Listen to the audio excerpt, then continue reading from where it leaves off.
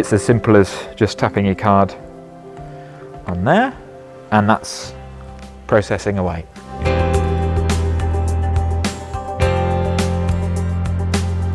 We're here to effectively launch the Contactless Donation Unit pilot, which is a really exciting opportunity as part of the National Giving Strategy, where we're putting 118 contactless devices across the whole of the Diocese of Carlisle.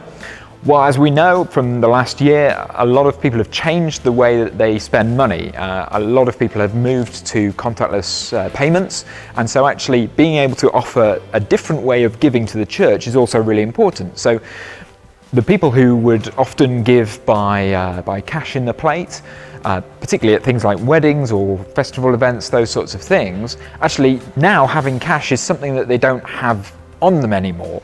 They would have cards. So when they come to an offering plate at the back of church, actually they can't donate. They don't have the option to be generous in that setting. So by having these contactless donation units, we're actually just enabling generosity in those sorts of settings for people who having cash on them actually isn't just par for the course.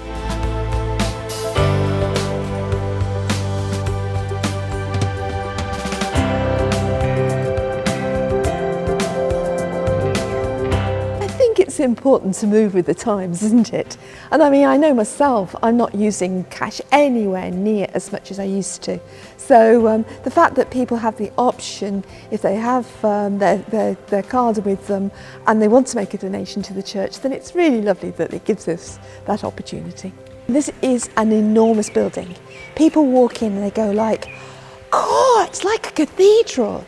And somebody said to me, you've probably got the biggest floor space in South Lakeland, but that floor space needs to be heated. If we could have that little bit of buffer so that we could go to our funding agencies and say, look, you know, our visitors think we're this important, our local people think we're this important, please help us to keep this iconic building here for future generations. That would be really great.